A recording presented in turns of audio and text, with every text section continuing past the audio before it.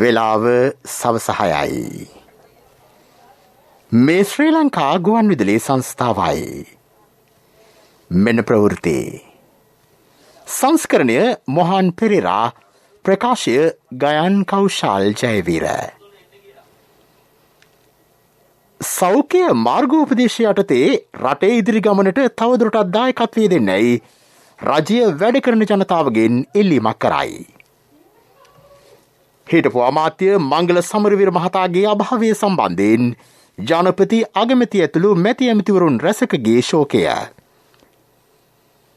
Covid එන්නත ලබා නොගත් ආගමික පූජ්‍ය ප්‍රසාදින් වහන්සේ වෙත බුද්ධ ශාසන ආගමික හා සංස්කෘතික කටයුතු අමාත්‍යාංශයෙන් දැනුම් දීමක්. ඉදිරියේදී ඇතිවිය හැකි දරුණු කොවිඩ් ප්‍රභේදවලට මුහුණ දීමට දැන් සිටම සූදානම් විය යුතුයයි රජයේ වෛද්‍ය නිලධාරීන්ගේ සංගමයෙන් අනතුරු ඇඟවීමක්. කොරෝනා වැඩි සංකූලතා නිදන්ගත රෝග ඇති අයට රුපියල් 2000 දීමනාව ගෙවීමට මුදල් දිස්ත්‍රික් ලේකම් කාර්යාල වෙත. ප්‍රතිශක්තිකරණය නැංවීමේ දේශීය ඖෂධ මංජුසාවක් ජනතාවට. සමනල වෙවේ ජලකාන්දුවට පිළියම්. රටින් පිටවීමට ඇෆ්ගනිස්ථානයේ කාබුල් ගුවන් තොටුපළේ 48,000ක පිරිසක්. දකුණු අප්‍රිකානු ක්‍රිකට් පෙළ අනිදා දිවයිනට. කොවිඩ් පාලනය සඳහා ජනාධිපතිතුමා සහ අගමැතිවරයා ඇතුළු රජය කරන කැපවීම සම්බන්ධයෙන් මෙරට වැඩ කරන ජනතාවගේ ගෞරවය පුද කරන බව ඇමති ගාමිණී ලොකුගේ මහතා පවසයි.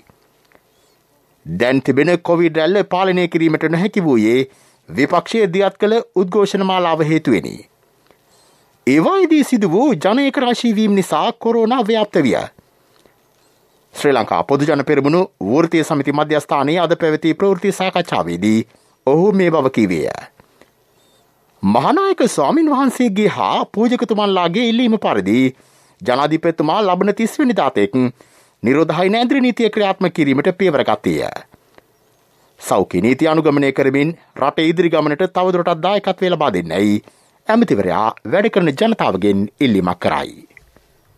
මේ රෝගය නවතා නොගත්තොත් අපි ඔක්කොටම කරදරයක් අමාරුවක් වෙනවා. රටේ ආර්ථිකය වැඩනවා විතරක් නෙමෙයි අපේ ආර්ථිකයත් වැඩනවා. අපේ රැකියුරුත් නැති වෙලා යනවා. මේ සතියක් මේක වහනකොට මේ රටේ වැඩ කරන පන්තියට වඩා විශාල පිරිසක් අවිධිමත් ශ්‍රේෂ්ඨයන්ට ආදායම් නැති වෙලා තියෙනවා. මේ බුලත් විතර කඩේ මුදලායට කවුරුවත් දෙන්නේ නැහැ. ආප්ප ඉන්දියාප්ප පිටන අයන්ට කවුරුවක් කීයක්වත් දෙන්නේ නැහැ. ත්‍රිමීටර එලෝන එක්කෙනාට හයර් එකක් නැහැ යට කීයක්වත් දෙන්නේ නැහැ. පෞද්ගලික බස් රථ වලට ආදායමක් නැහැ. වඩු කර්මාන්තේ ඉන්න මිනිස්සු කාටවත් වඩු වැඩේ කරන්න පුළුවන් කමක් නැහැ. රජයේ බොහොම මහන්සියෙන් සමහර කර්මාන්තශාලා මේ අවස්ථාවේදී ගෙනියන්න කටයුතු කරලා දීලා තිනවා. ඒ හින්දා ඒ කණ්ඩායමට පොඩි ආදායමක් තියෙනවා. අපනහැන කර්මාන්තේ, ගොඩනැගිලි කර්මාන්තේ, මහා මාර්ග කර්මාන්තේ අද කරගෙන යනවා බොහොම අමාරුයි. පාර හදනවට වැඩිය දහස් ගණක් ඒවල ආරක්ෂාව කරන අය ජීවත් වෙනවා. එහෙම නැති උදවි වෙනුවෙන් රජයේ ගියවර 5000ක් දුන්නා. මේවර මේ සතිය වෙනුවෙන් රුපියල් 2000ක් දෙන්න කටයුතු කරලා තියෙනවා. මේ ගන්න කටයුතු පිළිබඳව අතිගරු ජනාධිපතිතුමාට, මහින්ද රාජපක්ෂ අගමැතිතුමාට, බැසිල් රාජපක්ෂ මුදල් ඇමතිතුමාට, ආණ්ඩුවටත් අපේ ස්තුතිය පුද කරනවා. හිටපු අමාත්‍ය මංගල සමරවීර මහතාගේ අභාවය සම්බන්ධයෙන් ජනාධිපති ගෝඨාභය රාජපක්ෂ මැතිතුමා බලවත් සංවේගය පළ කර සිටී. මෙරට දේශපාලන ගමන් මගේ විශාල පරිවර්තනයක් මෙන්ම අරගලයන් දියත් කරමින් ජනතාවට අමිල මෙහෙවරක් ඉටු කිරීමට සක්‍රියව දායක වූ කෘතහස්ත දේශපාලඥයෙකු ලෙස එතුමා සමරවීර මහතාව හඳුන්වයි. අගමැති මහින්ද රාජපක්ෂ මහතාද මංගල සමරවීර මහතාගේ හදිසි අභාවය සම්බන්ධයෙන් දැඩි ශෝකය පළ කරයි. කලක් තමන් සමග ඉතා සමීපව දේශපාලන කටයුතු වල යෙදුණු ඒ මහතා තම දේශපාලනය වෙනුවෙන් සුවිශේෂී දායකත්වයක් ලබා දුන් හිතවතෙක්, දේශපාලඥයෙක් සහ සටන් සංගයෙක් බව මහින්ද රාජපක්ෂ මහතා කියා සිටී. කතානායක මහින්ද යාපාබේවර්ධන මහතා ප්‍රමුඛ ශ්‍රී ලංකා පාර්ලිමේන්තුවද සිය සාතීශීය සංවේගය පළ කර ඇත. අධ්‍යක්ීම් බහුල දේශපාලඥයෙකු වූ සමරවීර මහතා පැවති රජයන්වලදී සුවිශේෂී කාර්යභාරයක් ඉටු කර ඇතැයි එහි සඳහන් වේ. ඒ මහතාගේ හදිසි අභාවය සම්බන්ධයෙන් සංවේගය පළ කරන ජනමාධ්‍ය ඇමති ඩලස් අලහපෙරුම මහතා. මංගල සමරවීර මැතිතුමා අත් නොහල ඉතාම දුෂ්කර කොන්දේශ යටතේ අත් නොහල විරල ගුණය වුණේ ඔහුගේ මතය ඔහු නිවැරදි කියලා පිළිගන්න මතය පුද්ගලික වාසි නොතකා ඔහු නිවැරදි කියලා පිළිගන්න මතය වෙනුවෙන් ඕනම සභාවක ඔහු විවෘතව පෙනී හිටියා. වාසි අවාසි නොබලා. ඔහුගේ පක්ෂය උනේ හෘද සාක්ෂිය. ඔහුගේ පාට උනේත් ඒකමයි. ජනප්‍රිය මතේ වාසි සහගත නවාතනට වඩා හෘද සාක්ෂි ගමනාන්තය තමයි ඔහුගේ දේශපාලන වීරචාරිකාව උනේ. 1998 ශ්‍රී ලංකාවේ මාධ්‍ය ඇමතිවරයා විදියට ඔහු පත්වන්නේ මෙරට මාධ්‍ය ශාස්ත්‍රයේ නව ලොව නව දැනුම සමග තොරතුරු තාක්ෂණයට පිවිසෙන පරිණාම අවධියේ නිර්මාණශීලී නිදහස් චින්තකයෙකු මංගල සමරවීර නව ලොව නව දොරටු මාධ්‍ය ලෝකයට විවර කළේ කිසිදු දේශපාලන මානකින් නෙමෙයි. මේ සුවිශේෂී මිනිසා අපි හැර යන්නේ අප අතර තිබුණු දේශපාලන වෙනස්කම් වලට යට කළ නොහැකි මිනිස්කම් මේයි කියමින් අපි මංගල මිත්‍රයාට සුව නින්දක් ප්‍රාර්ථනා කරමු. ඒ අතරම තවත් මැති ඇමතුරු රැසක්ද සමරවීර මහතාගේ අභාවය වෙනුවෙන් සාතිශීය සංවේගය පළ කර තිබේ.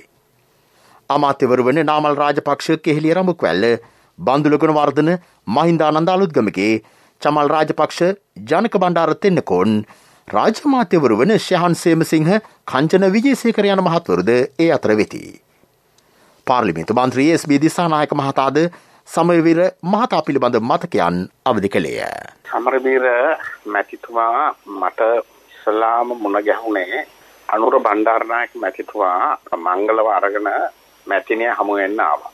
ඒ වෙලාවේ මම වෙනත් වැඩක් මැතිනිත් එක්ක කරමින් මැතිනිගේ කාර්යාලය තමයි ඒ වෙලාවේ තමයි මංගල ඉල්ලා අනුර බණ්ඩාරනායක මන්ත්‍රීවරයා අම්මට හඳුන්වා දුන්නා. ඒ වෙලාවේ මෙයා බොහෝම නව යෝන් තරුණයෙක් කරාඹුත් දාලා හිටියා කනේ ලොකු මාලව දෙකක් දාලා හිටියා කරේ.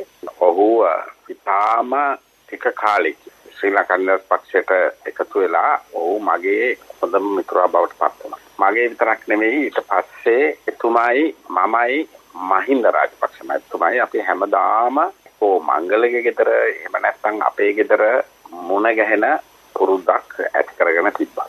ඉතා ඉක්මනින් ඔහු දේශපාලන වශයෙන් පරිණත වුණා. මේ අසනීපේ හැදිච්ච ගමන් මම මංගලට කතා කරා. ඒකටම ඉතාම ලෙන්ගතු අවංක බොහොම තාම දුෂ්කර තීන්දුව බොහොම එපිටරව ගත්ත බව කියන අමුන්ගේ ඇතැම් චර්යාවන් කෙනෙකුට බය නැතුව ප්‍රසිද්ධියේ ප්‍රකාශ කරන චරිතයක් තමයි මංගලට තිබ්බේ. විවෘත හදවතක් සහ මනසක් තිබ්බ ආදරණීය සහෝදරයෙක් මට යාගෙන හරි දුකයි. මෙතෙක් කොවිඩ් එන්නත ලබා නොගත් ස්වාමින් වහන්සේ සිල්මෑණිවරුන් හින්දු මුස්ලිම් කතෝලික පූජ්‍ය ප්‍රසාදින් වහන්සේ සිටි නම් ප්‍රදේශයේ ග්‍රාම සේවා නිලධාරී හමු වී ප්‍රාදේශීය ලේකම් කාර්යාලය දැනුවත් කරන්නයි බුදු සාසන ආගමික හා සංස්කෘතික කටයුතු අමාත්‍යාංශය දැනුම් දෙයි. බෞද්ධ ස්වාමින් වහන්සේ හා සිල්මෑණිවරුන් සම්බන්ධයෙන් බෞද්ධ කටයුතු දෙපාර්තමේන්තුවේ 0.76 48 17 81 හෝ 0.77 51 40 39 දුරකථන අංක අමතා තොරතුරු දැනුම් දිය හැකිය. එමෙන්ම හින්දු පූජකතුමන්ලා වෙනුවෙන් 0.714 47 11 28 දුරකථන අංකය වෙන් කර ඇත. මුස්ලිම් මෞලවීතුමන් වෙනුවෙන් 0.761 39 53 62 දුරකථන අංකය ක්‍රිස්තියානි පූජකතුමන් වෙනුවෙන් 0.714 0.6 11 32 දුරකථන අංකයටත් කතා කළ හැකිය. අනාගතයේදී දැනට වඩා දරුණු කොවිඩ් ප්‍රභේද ඇති විය හැකි බව රජයේ වෛද්‍ය නිලධාරීන්ගේ සංගමය පෙන්වා දෙයි. චීනයේ වූහාන්හි ආරම්භ වූ ප්‍රභේදයට වඩා පසුව ඇති වූ ඇල්ෆා සහ ඩෙල්ටා ප්‍රභේද දරුණු විය. වූහාන් ප්‍රදේශයේ ආරෝ අගය 2.3 2.4 අතර විය. ඇල්ෆා ප්‍රභේදයේ ආරෝ අගය 4.5 අතර විය. වර්තමානයේ මෙරට පැතිරී යන ඩෙල්ටා ප්‍රභේදයේ ආරෝ අගය 5.8 අතර වේ.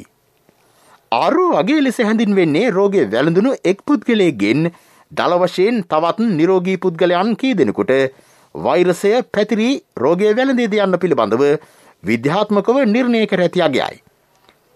මේ නිසා සෑම විටම කොවිඩ් රැල්ලක් ඇතිවන අවස්ථාවන්හිදී දරුණු තත්ත්වයන්ට මුහුණ දීමට සිදුවේ.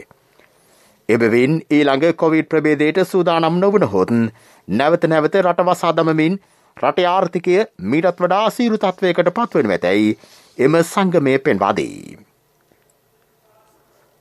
කොරෝනා ආසාදිත වූහොත් සංකූලතා බරපතල ලෙස ඇතිවන්නේ විවිධ නිදන්ගත රෝගවලින් පෙළෙන අයට බව විශේෂඥ වෛද්‍ය චන්න පෙරේරා මහතා පවසයි.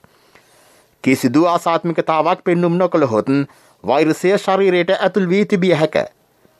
කොරෝනා පිළිබඳ අවබෝධ කර ගැනීමට PCR පරීක්ෂණ සංඛ්‍යාව හා එහි ධනාත්මක අගයන් පිළිබඳව නිරන්තරයෙන් සැලකිල්ලට නොගත යුතු බව ඒ මහතා පෙන්වා දෙයි.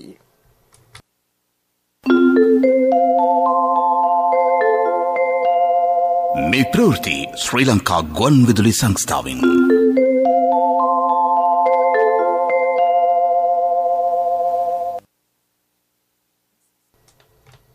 කුරුණෑගල දිස්ත්‍රික්කයේ පවුල් 1,25,000ක් රුපියල් 2,000 දීමනාව ලබා ගැනීමට සුදුසුකම් ලබා සිටින බව දිස්ත්‍රික් ලේකම් RMR රත්නායක මහතා පවසයි. ප්‍රාදේශීය ලේකම් කොට්ටාශ 30ක ගෙවීම ආරම්භ කර ඇත. වෙන්කර ඇති මුදල රුපියල් මිලියන 255කි. අනුරාධපුර දිස්ත්‍රික්කයේ ගෙවීම් හෙට සිට ආරම්භ කරන බව එහි දිස්ත්‍රික් ලේකම් RM වනිනායක මහතා පවසයි. එම දිස්ත්‍රික්කයේ පවුල් 65,000ක් හඳුනාගෙන ඇත. පොළොන්නරුව දිස්ත්‍රික්කයේ එම කටයුතු දැන් ආරම්භ කර ඇත. පවුල් 40,000ක් හඳුනාගෙන සිටින බව දිස්ත්‍රික් ලේකම් WA ධර්මසිරි මහතා පවසයි. ඒ සඳහා රුපියල් මිලියන 67ක් ලැබී තිබේ. රුපියල් 2,000 දීමනාව ලබා දීම වෙනුවෙන් රජයේ සේවකයන් වඩා උනන්දුවෙන් කැපවී ක්‍රියා කරන බව ප්‍රගතිශීලී සංවර්ධන සංගමේ සභාපති DK සෙනවිරත්න මහතා පවසයි. එම කටයුතු සඳහා එක් නොවන්නැයි ඇතැම් වෘත්තීය සමිති සේවකයන්ට බලපෑම් කර ඇත. කොරෝනා වැනි වසංගත තත්ත්වයක් හමු වුවත් රාජ්‍ය සේවයේ එම නිලධාරීන්ගේ කැපවීම අගය කළ යුතුයයි ඒ මහතා කියා සිටී.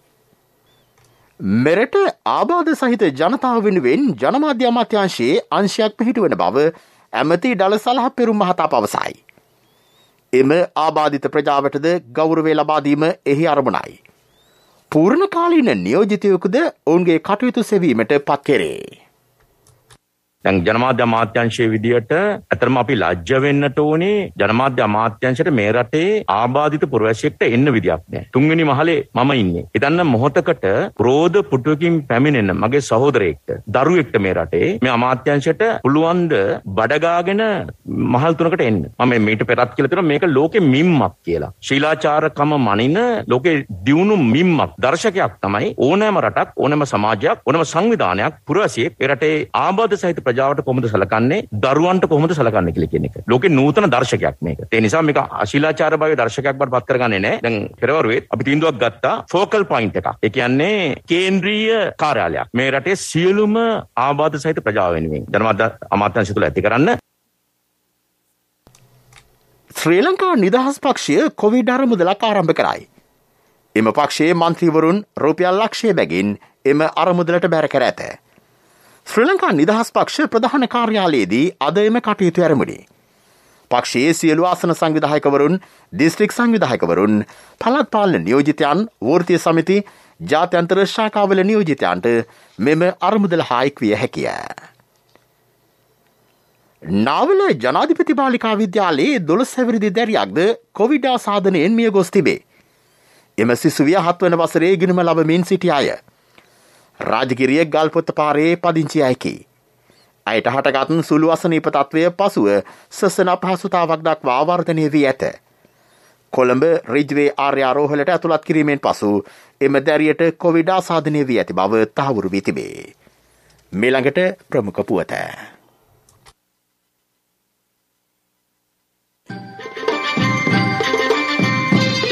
ප්‍රමුඛ පුවත ඔබ වෙත ගෙනෙන්නේ සෑම ගෙදරකම සිටිය යුතු වෙද මහත්මයා සිද්ධාලේප.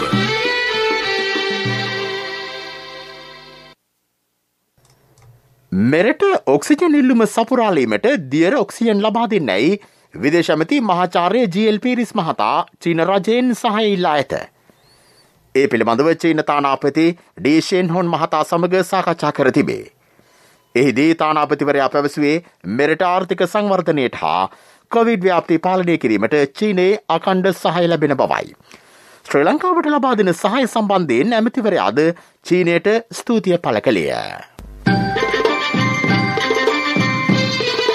ප්‍රමුඛ පුවත ඔබ වෙත ගෙන ආවේ සෑම ගෙදරකම සිටිය යුතු වෙද මහත්මයා සිද්ධාලේක. සත්‍යයේ හඬ අවධානය පිණිසයි. ජනතාවගේ ප්‍රතිශක්තිකරණය ඉහළ නංවන දේශීය වෛද්‍ය ක්‍රමයට සැකසූ ඖෂධ මංජුසාවක් මෙරට ජනතාවට පිරිනැමීමට දේශීය වෛද්‍ය රාජ්‍ය අමාත්‍යාංශය සැලසුම් කර තිබේ. පළමු අදියරේදී පවුල් ලක්ෂ 25ක් සඳහා එය ලබා දෙන බව රාජ්‍ය අමාත්‍ය සිසිර ජයකොඩි මහතා පවසයි. කොවිඩ් පැතිරී යන මෙවන් අවස්ථාවක හෙළෝසු මගින් විශිෂ්ට ප්‍රතිඵල ලැබී ඇතැයි ඒ මහතා පෙන්වා දෙයි. දේශීය ඖෂධ ලබාගත් කිසිවකු කොවිඩ් ආසාදනයෙන් මෙතෙක් මිය ගොස් නොමැත.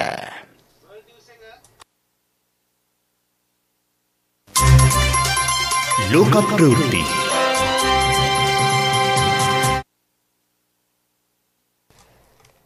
චීනයේ ජනාධිපති ෂී ජින්පින් මහතා උතුරු චීනයේ නිල සංචාරයකට එක්වෙයි. එහි ඇති ප්‍රථම චීන කෘතිම වනාන්තරය නැරඹීමටද ඔහු එක්විය. මෙය වසර 300කට පමණ පෙර එරට අධිරාජ්‍යයේ දඩයම් පරිශ්‍රයකි. ඉතා විශිෂ්ට වූ පරිසර පද්ධතියක් ලෙස පැවති මෙම ප්‍රදේශයේ 60 දශකයේදී විවිධ කොල්ලකාරී ක්‍රියා හේතුවෙන් දුර්වල ජෛව පද්ධතියක් බවට පත්විය. මේ නිසා සෑම වසරකම එම ප්‍රදේශයේ ආශ්‍රිතව හටගන්නා වැලිකුණාටු බීජින් නගරයේ තෙක් පැමිණෙයි. එම ප්‍රදේශයේ කාන්තාකරණයට ලක්වීම වළක්වා ගැනීමට චීනය විශේෂ ජල ව්‍යාපෘති ක්‍රියාත්මක කර ඇත. මෙය ලෝකයේ විශාලතම කෘතිම වනාන්තරයයි. එහි විශාලත්වය හෙක්ටයාර 76,000කි. චීනයේ වූහාන්හි ආරම්භ වූ කොවිඩ් රැල්ල පාලනය කිරීමෙන් පසු යළි ඇති වූ කොවිඩ් ව්‍යාප්තිය දින 35කදී පාලනය කිරීමට චීනය සමත්ව තිබේ. ඊයේ පළමු වරට එරටින් කිසිදු කොරෝනා ආසාදිතයෙකු වාර්තා වී නොමැත. ඒ අනුව ඩෙල්ටා වෛරස් ප්‍රභේදයේද සාර්ථකව පාලනය කළ ලොව පළමු රට බවට චීනය පත්වනු ඇත. එරට ප්‍රධාන වශයෙන් භාවිත කරන්නේ සයිනෝෆාර්ම් එන්නතයි. ඩෙල්ටා වෛරසය ආසාදිත වූ 1500ක් පමණ එරටින් හඳුනා ගැනිනි. ඒ සමගම ඔවුන් දැඩි නිරෝධායන නීති ක්‍රියාත්මක කළේය. ජපානයේ ටෝකියෝ නගරයේ ඔක්සිජන් මධ්‍යස්ථානයක් විවෘත කෙරේ. කොරෝනා ආසාදිත රෝගීන්ට මෙම ස්ථානයට පැමිණ ඔක්සිජන් ලබාගත හැකිය. ඊට ඇඳන් 130ක් ඇතුළත්ය. නිවසේ රැඳී සිටින කොවිඩ් ආසාදිතයන්ගේ තත්ත්වය නරකතට පත් වූ හොත් ගිලන් රථයක් අමතා මෙම ස්ථානයට පැමිණිය හැකිය.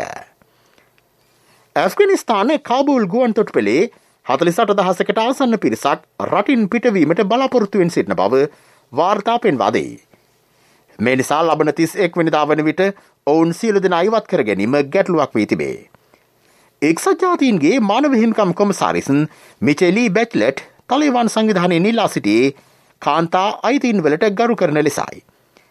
එමෙන්ම අනිකුත් ජන කණ්ඩායම් වෙතද සමානව සලකන්නයි ඇය ඉල්ලා සිටියාය.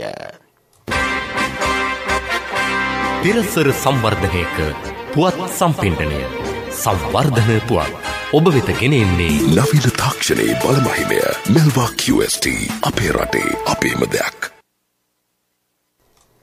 සමනලවේ ජල කාන්දුවට පිළියම්වීමට රජය සූදානම් වෙයි. මෙය 1992 සිට හඳුනාගත් ජල කාන්දුවකි. එබැවින් එම ජලාශයේ පූර්ණ ධාරිතාවයට මෙතෙක් ජලය පිරවීමක් සිදු නොවිනි. ඒ නිසා වාර්ෂිකව විදුලි ජනන හැකියාවෙන් පැය 70ක් අපතේයයි. ජල කාන්දුව සම්බන්ධයෙන් කළ පරීක්ෂණවලදී හෙළි වී ඇත්තේ ජලාශයේ දකුණුවර ප්‍රදේශයේ පවතින සිදුරු සහිත හුණුගල් ස්තරයක් ඊට හේතු වී ඇති බවයි. ජලාශයේ ජලය සම්පූර්ණයෙන් ඉවත් කර මෙම කාන්දුව සඳහා දීර්ඝකාලීන පිළියමක් යෙදීම ලංකා විදුලි බල මණ්ඩලයේ අපේක්ෂාවයි. මෙය පිළිසකර කිරීම සඳහා කැබිනට් මණ්ඩලයේ අනුමැතිය ලැබී තිබේ. පිරසර සංවර්ධනයක පුවත් සම්පින්ඩනය සංවර්ධන පුවත් ඔබ වෙත ගෙන ආවේ බාසුන්නේ අපේ රට ඉන්න පුතා කීරෙවල තියෙනවා අලුතෙන් හදන ගෙදරටත් QST කම්බිම දාන්න කියලා. ඒක හොඳයි. මොනවද ඉතින් ඔය QST කියන්නේ? අද ලෝකේ නවීන තාක්ෂණයෙන් තමයි QST කම්බි හදන්නේ. අපේ රටෙත් මෙල්වා QST කම්බි හදනවනේ. සත්‍ය අතින් ඉස්තරම්. මල කෑමත් ඉතාම අඩු මෙල්වා ගින්නකට භූමිකම්පාවකට උනත් තොරොත්තු දෙනවා. නවීන තාක්ෂණයේ බලපෑමය මෙල්වා QST අපේ රටේ අපේම දෙයක්. ක්‍රීඩා පුවත්.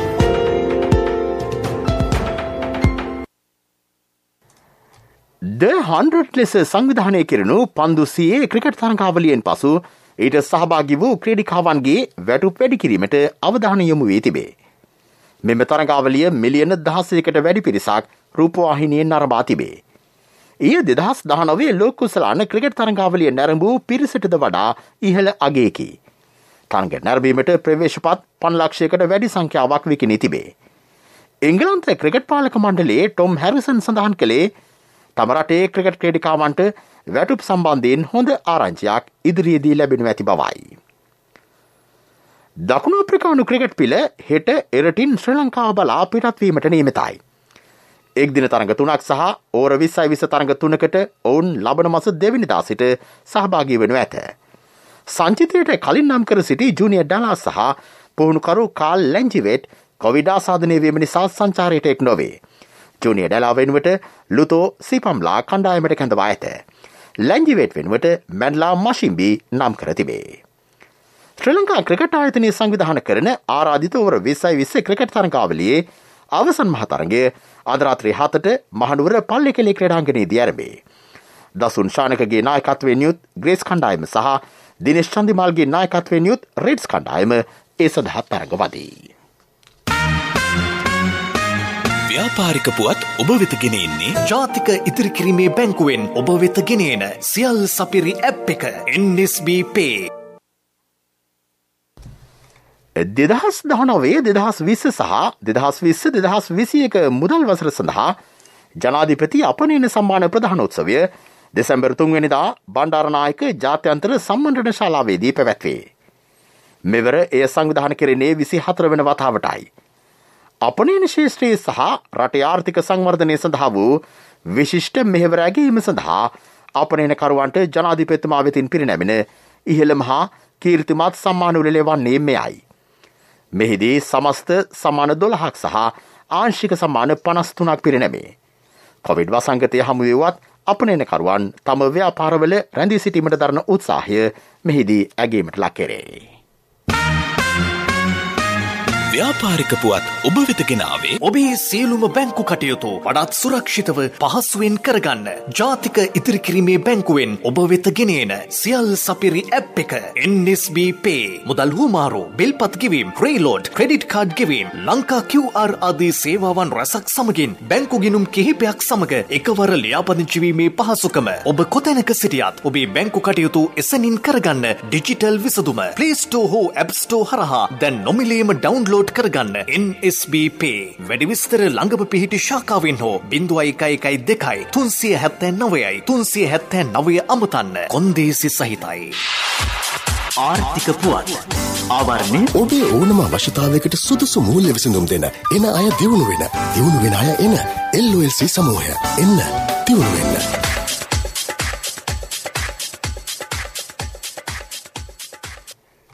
ජාතික පාරිභෝගික මිලදර්ශකයේ වාර්ෂික ලක්ෂමය වෙනස මගින් මනිනු ලබන මතුපිට උද්දමනය ජූනි මාසයට වඩා ජූලි මාසයේදී ඉහළ ගියේය.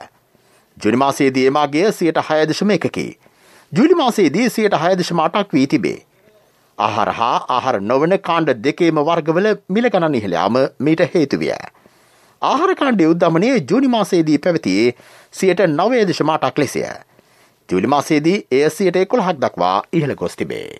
යුතුකම් වගකීම් එක්ක සල්ලි ඉතුරු කරන්න ලේසි නෑ. ඔබේ ස්ථාවර තැන්පතට ආකර්ශනීය පොලියක් හා ආරක්ෂාවක් දෙන්න අපි පොරොන්දු වෙන්නේ ඒකයි. LOLC Finance ස්ථාවර තැන්පතු ඉතිරිය උතුරන්න. 2001 දෙසැම්බර් 13 වෙනි දින නීතිගත කරන ලද LOLC Finance PLC ICR Lanka limited වෙතින් SLA ස්ථාවර ශ්‍රේණිය ලබා ඇත. 2011 අංක 42 දරන මුදල් ව්‍යාපාර පනත යටතේ ශ්‍රී ලංකා මහ බැංකුවේ මුදල් මණ්ඩලය වෙතින් බලපත්‍රලාභී මුදල් සමාගමකි.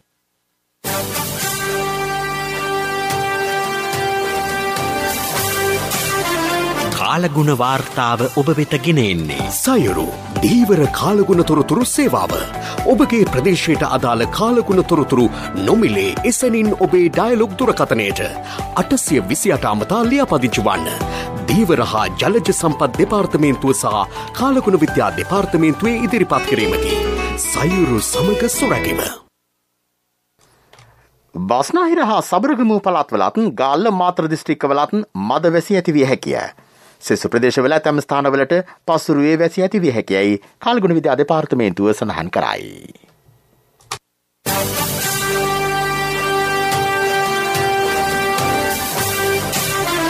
කාලගුණ වාර්තාව ඔබ වෙතගෙන ආවේ සයුරු දීවර කාලගුණ තොරතුරු සේවාව. ඔබගේ ප්‍රදේශයට අදාළ කාලගුණ තොරතුරු නොමිලේ එසැනින් ඔබේ ඩයලොග් දුරකථනයට 828 අමතා ලියාපදිංචි වන්න. දීවර හා ජලජ සම්පත් දෙපාර්තමේන්තුව සහ කාලගුණ විද්‍යා දෙපාර්තමේන්තුවේ ඉදිරිපත් කිරීමකි. සයුරු සමග සොරැකීම. දැන් දවසේ සටහන. නිදහසින් පසු ශ්‍රී ලාංකීය දේශපාලන ක්ෂේත්‍රයේ දකුණුලක මාතර ශ්‍රේෂ්ඨ දේශපාලන චරිතයක් වූයේ මහානාම සමරවීර මහතායි. එතුමාගේ ඇවෑමෙන් බොහෝ දේශපාලනඥයන් බිහිවුවද මංගල සමරවීර නම් චරිතය ඉස්මතු වන්නේ මීට දශක 2.5කට පෙරය. ඔහු චන්ද්‍රිකා බණ්ඩාරනායක යුගය සහ මහින්ද රාජපක්ෂ යුගයේ විශිෂ්ට යුග මෙහෙවරක් ඉටු කරයි. ඉන්පසු එක්සත් ජාතික පක්ෂයෙක්ව එතුමා විවිධ අමාත්‍ය දුරධර්මෙන් සිය වගකීම් ඉටු කළේය. පක්ෂ දේශපාලනයකට කොටු වුණ ගමන් ඒ පක්ෂයේ තියෙන අදහස් වලටත් අපි සීමා වෙනවා. ඒ වගේම අපිට අපේ අදහස් කතා කරන්න බැරි තත්ත්වයක් ඇති වෙනවා. වර එක විදේශ ඇමති ලෙසද වර එක ජනමාධ්‍ය ඇමති ලෙසද තම පරිණත භාවය ප්‍රකට කරන්නේ කෘතහස්ත දේශපාලන භූමිකාව විදහා දක්වමින්. මම කියපු ඔය එක කතාවක්වත් මගේ මේ හිතන් නැතුව කතා කරන කෙනෙක් නෙමෙයි මම. හැම දෙයක්ම මම හිතලා අත වශයෙන්ම මේ රටේ ජනතාව තුළ යම් සංවාදයක් ඇති කිරීමේ වුවමනාවෙන් කියපු දෙයක්. මාතර දිස්ත්‍රික්කයේ අති දැවැන්ත සංවර්ධන මෙහෙවරකට නායකත්වයේ දුන් පුද්ගලයා මංගල සමරවීර මහතාය. අද එතුමා සදහටම අපෙන් සමුගෙන ගියේය. ඒ උදාර මිනිසාට ජාතික ගුවන් විදුලියේ ප්‍රණාමය.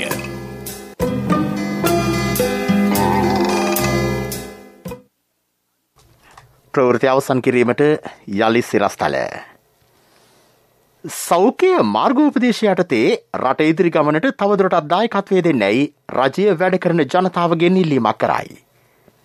හිටපු අමාත්‍ය මංගල සමරවීර මහතාගේ අභාවය සම්බන්ධයෙන් ජනපති අගමැති ඇතුළු මැති ඇමතුරුන් රැසකගේ ශෝකය. කොවිඩ් එන්නත ලබා නොගත් ආගමික පූජ්‍ය ප්‍රසාදින් වහන්සේ වෙත බුද්ධ ශාසන ආගමික හා සංස්කෘතික කටයුතු අමාත්‍යාංශයෙන් දැනුම් දීමක්. ඉදිරියේදී ඇතිවිය හැකි දරුණු කොවිඩ් ප්‍රභේදවලට මුහුණ දීමට දැන් සිටම සූදානම් විය යුතුයයි රජයේ වෛද්‍ය නිලධාරීන්ගේ සංගමයෙන් අනතුරු ඇඟවීමක්. කොරෝනා වැඩි සංකූලතා නිදන්ගත රෝග ඇති අයට. රුපියල් 2000 දීමනාව ගෙවීමට මුදල් දිස්ත්‍රික් ලේකම් කාර්යාල වෙත. ප්‍රතිශක්තිකරණය නැංවීමේ දේශීය ඖෂධ මංජුසාවක් ජනතාවට. සමනල වැවේ ජල කාන්දුවට පිළියම්. රටින් පිටවීමට ඇෆ්ගනිස්තානයේ කාබුල් ගුවන් තොටුපළේ 48,000ක පිරිසක්. දකුණු අප්‍රිකානු ක්‍රිකට් පිළ අනිද්දා දිවයිනට. අපගේ මෙම ප්‍රවෘත්ති ප්‍රකාශයට www.slbc.lk වෙබ් අඩවිය ඔස්සේද සවන් දිය හැකිය. මීළඟ ප්‍රධාන ප්‍රවෘත්ති ප්‍රකාශය රාත්‍රී 9ට. ප්‍රවෘත්ති ඉන් සමාප්තයි.